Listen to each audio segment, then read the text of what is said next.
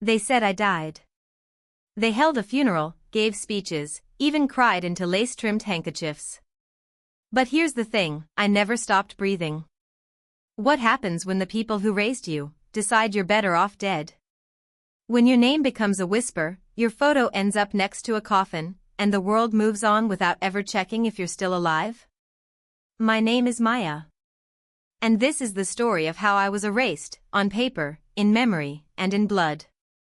But I came back. Not for revenge. For truth. If you believe in second chances, in unburying lies, in the raw power of taking your life back, then this channel is for you. Welcome to ErasedMe, where we tell stories that were never supposed to be heard. Subscribe to join a growing community that refuses to stay silent. Share this with someone who's ever felt invisible. And comment below, because your voice? It deserves to be heard. Now, let's begin. I was halfway through brewing my morning coffee when my phone buzzed. A message. From a name I hadn't seen in years, Mrs. Harper, our old neighbor from across the street.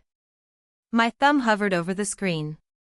Just seeing her name pulled memories out of places I'd tried to forget. No greeting. No context. Just a single line. I'm so sorry about your death. I saw something today I can't unsee. My heart skipped. I tapped the video. The screen lit up with the inside of a church, St. Paul's, the one where I had Sunday school as a kid. The camera was shaky, like someone filming in secret, zooming slowly toward the altar. Two people stood at the podium. My parents. My mother wore a black veil, dabbing her eyes with a tissue. My father held a piece of paper, hands trembling. Behind them was a closed casket. And next to it, my photograph. A blown-up framed portrait surrounded by white lilies. No. No. No. My father's voice cracked. She struggled, but we never stopped loving her. May her troubled soul find peace. What the hell was I watching? I was standing in my apartment, alive and breathing, and watching my own funeral. They were burying me. And yet, I wasn't dead. I replayed the clip again. Their faces were solemn, practiced, perfect. Not grief, performance. My knees buckled. I grabbed the counter to keep from falling. Why? Why would they fake my death? I hadn't spoken to my parents in 3 years, not since the day they erased me from their lives. But this was something else. They didn't just cut me off. They buried me. Alive. I couldn't stop staring at the screen. The video kept looping, each replay sinking deeper into my bones like ice. My mother's sobs were too perfect, her mascara barely smudged. My father's voice? Steady. Too steady. Like he'd rehearsed every word in front of a mirror. They talked about a tragic accident. What accident? I was never in one. I'd been living quietly, working, surviving. And they knew that. They had to. And yet there they stood, telling the world I was dead. I dropped into a chair, the phone still glowing in my hand. The funeral was full. Distant relatives, family friends, even my high school piano teacher. Everyone dressed in black, nodding solemnly, whispering about my loss. Not one of them had called. Not one had checked. No messages. No emails. No "are you okay?" The realization sank in slowly. This wasn't a mistake. It was a decision. They didn't just erase me, they'd replaced me with a memory they could control. A sanitized version of who I used to be, wrapped in flowers and lies. I thought about the years of silence. The birthdays forgotten. The holidays skipped. I thought I was being ignored. But no, I'd already been buried. By the people who once held my hand through thunderstorms. I stared out the window, numb. Somewhere out there, a version of me no longer existed. And somewhere else, someone was benefiting from that lie. It wasn't always like this. There was a time when I believed my family would die for me, before I learned they'd rather pretend I was dead. 3 years ago, everything changed. It started with a missing $80,000 from the family business. I didn't even work there full-time, but that didn't matter. Because they already had a villain in mind. Me. I still remember the night it happened. The kitchen smelled like burnt toast, the light flickered overhead. My mother slammed the ledger down on the counter. "We trusted you," she hissed, voice shaking with rage, but not surprise. My father just stared at the wall, silent and cold. But it wasn't me. It was Elena, my younger sister. The golden child. The one who always got second chances. She had been draining the account slowly for months, funding shopping sprees and luxury weekends like our name came with a black card. When the numbers stopped adding up, they needed a scapegoat. And I was easy. "Better one ruined daughter than two," my mother whispered. My father didn't even deny it. "You humiliated us. You're no longer part of this family." And just like that, I was out. They wiped me from the family group chat. Changed the locks. Blocked my number. I tried calling. Texting. Writing letters. Silence. Friends I'd known since kindergarten stopped responding. My godmother unfriended me. I didn't just lose my family, I lost my entire identity. I became a ghost in my own life. Unseen. Untouched. Unmissed. And the worst part? I still hoped they'd call. Eventually, I stopped trying. I moved across the country with what little money I had, took a job waiting tables at a cafe where no one knew my name. I changed my phone number, deleted social media, and tried to rebuild anything, from the ruins they left me in. I lived small. Quiet. Invisible. But even then, a part of me still checked my inbox every birthday. Still stared at my phone too long when it buzzed. I told myself I didn't care anymore, but I did. God, I did. I waited for someone to say it was all a misunderstanding. That it wasn't real. That they missed me. That day never came. Instead, what came was something worse. Last year, I tried logging into an old email I hadn't touched in ages. It wouldn't let me in. Said the account had been deactivated. Cause of deactivation. User reported deceased. I blinked at the screen. Dead? I contacted support. They confirmed it. The system flagged my name as deceased due to a submitted death report. My hands went cold. My chest tightened. It wasn't just silence anymore. They'd made it official. Somewhere, someone filed paperwork declaring me dead. Not metaphorically. Not emotionally. Legally. They hadn't just disowned me. They erased me. And no one, not one single person, questioned it. I didn't sleep that night. I kept hearing their voices from the video, echoing like a haunting through my head. My face, next to a coffin I'd never seen. My name, spoken like it belonged to someone already gone. So I started digging. First, I called Aunt Denise, my mother's sister. We hadn't spoken in years, but she used to sneak me extra pie slices at family dinners. I held my breath as it rang. She answered. "Hello? Aunt Denise, it's me." "It's..." Click. She hung up. I tried again. Blocked. Then I called my cousins. One sent back a thumbs-up emoji. Another asked, "Is this some kind of sick prank?" No one believed I was alive. Except Sam. My youngest cousin. The only one who used to follow me around like a shadow when we were kids. His reply came slowly. "Maya? Are you really alive?" "Yes." "What did they tell everyone?" Typing bubble. Blink. Blink. Blink. They said you died in a car accident overseas 3 years ago. My stomach dropped. I had never been in a car crash. I'd never even owned a car. I scrambled through drawers, pulled out every paper I had, lease agreements, passport stamps, cafe pay stubs. I was never in an accident. Never missing. Never gone.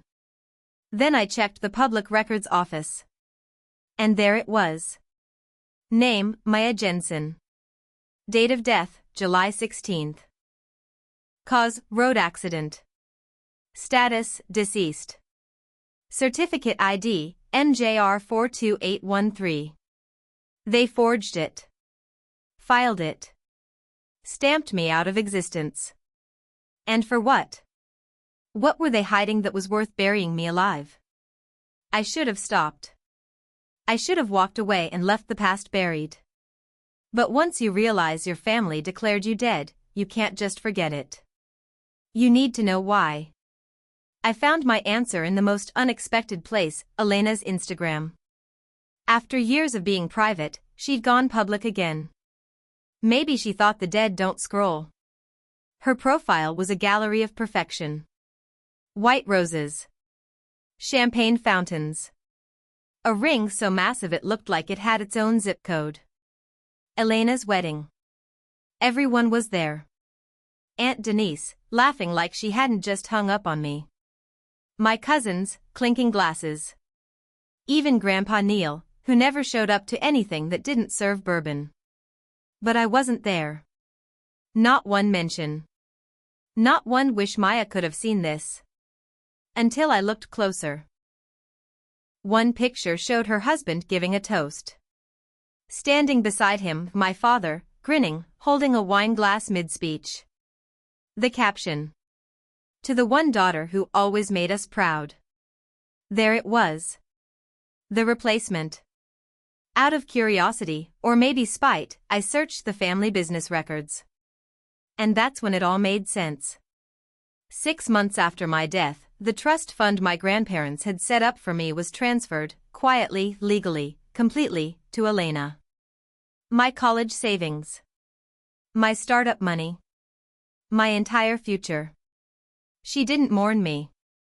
She profited off me. I stared at her face, glowing in the sunlight, veil fluttering behind her. And I realized. Elena didn't just let them erase me. She helped. She stepped into my life like it was a dress that finally fit. And they cheered as she zipped it up. That was the moment something inside me snapped. They wanted me gone, fine. But they didn't just erase me. They built a new life over my grave. And now, I was going to dig myself out. The next morning, I walked into a law office downtown, armed with everything I had: passports, employment contracts, tax returns, lease agreements. My life, in documents. The attorney across the desk blinked at me in disbelief. You're challenging your own death? I slid the forged certificate toward him. I'm not dead, I said calmly.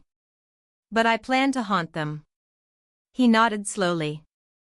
We'll start with fraud and move to a motion to revoke your declaration of death. It needs to happen fast, I interrupted. Because they're holding a memorial for me. This Sunday. He looked up, stunned. A memorial? Yeah, I whispered. St. Luke's. 11 a.m. Earlier that morning, I'd received a message from an unknown number. Your memorial is this Sunday. Same church.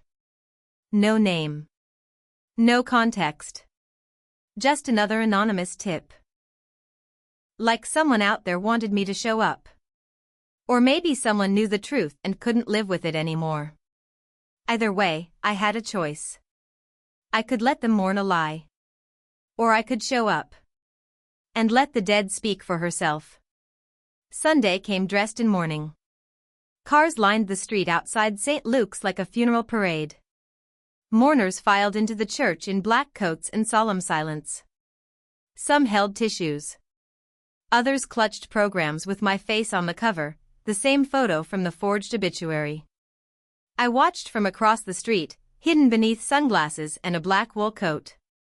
It felt surreal. Like watching a movie about someone who used to be me. Inside, the organ played something soft and tragic. Candles flickered on the altar. My portrait sat atop an easel, framed in gold, surrounded by lilies. I remembered the day that photo was taken. I was smiling for real. Now it was being used to bury me. My father stood at the pulpit, voice steady. She was troubled, but we never stopped loving her. We prayed she'd come back to us. Lies. Wrapped in scripture. Delivered like gospel. My mother sat in the front row, dabbing her cheeks delicately, so rehearsed it could have been a stage play.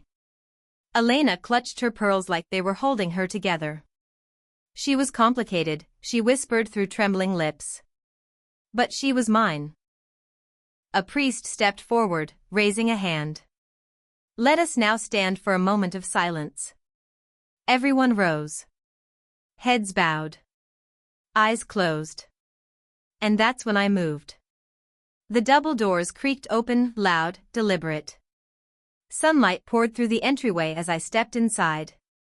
Heels clicking on marble. Gasps rippled like thunder. A child's voice pierced the silence. Mom, isn't that her? My mother's face went white. Her knees buckled. And for the first time in years, I was seen. I kept walking. Every heel strike echoed like a verdict down the marble aisle. People parted as if a ghost had risen from the casket itself.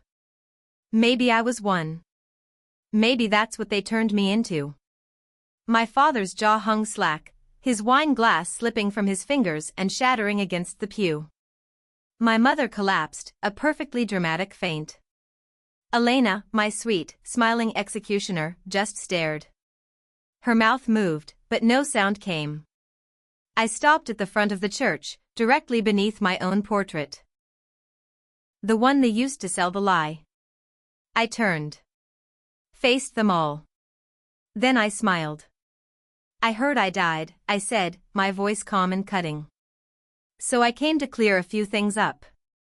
Gasps. Someone dropped a hymnal. Someone else whispered, she's got proof. I reached into my coat, pulled out the folder. Thick. Stamped. Official. These are my documents, I continued. Passport stamps. Tax filings. Apartment leases. Employment records. There was no accident. No car crash. No closed casket. My eyes locked onto my parents. There was only your choice, to erase me. Then I turned to Elena. You didn't just take my place. You took my life. My inheritance. My name. She tried to speak, but I cut her off. I hope the house you bought with my money keeps you warm at night. A murmur spread behind me. Phones lifted. Red lights blinked. Let them record. Let them remember. This wasn't a funeral, I said, voice rising. This was a cover-up. And now, they'd just been exposed. I didn't stay to watch the fallout. As I turned and walked back down the aisle, the weight lifted with every step. I didn't flinch at the whispers. I didn't pause at the tears. The bells began to ring as I pushed open the doors, funeral bells meant for me. Not today. Outside, the sunlight hit my face. I exhaled for what felt like the first time in years. Later that afternoon, I handed everything to my lawyer. He tore the forged death certificate in half. My legal resurrection was official. And with it, came more. An investigation was launched, fraud, false reporting, embezzlement. The perfect family? Cracked wide open. But I wasn't doing this for revenge. I was doing it for something far more important, freedom. They tried to define me in absence. They wrote my ending without permission. But I'm the one who gets to decide how my story goes. Not them. Not ever again. Sometimes, you have to die in their world to be reborn in your own. And this time, I wasn't coming back for forgiveness. I wasn't coming back to explain or plead or hope.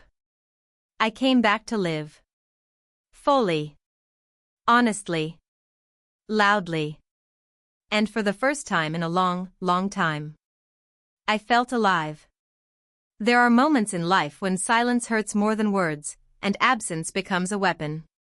This story reminds us that the deepest wounds are not always physical, they're emotional, invisible, and often inflicted by the very people we once trusted most. Being disowned or erased, or replaced by family doesn't just break the heart, it threatens to erase our very identity.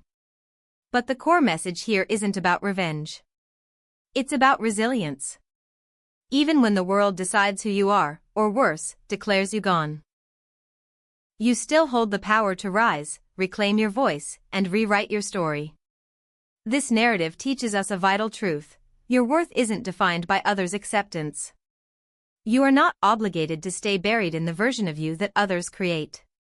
You have the right to confront lies, to pursue justice, and most importantly, to live freely and fully, on your own terms. For older audiences, this resonates deeply. Many have felt abandoned, misunderstood, or left behind. But it's never too late to reclaim your truth, stand tall, and let the world see the strength within you. If this message moved you, please subscribe to our channel for more powerful stories.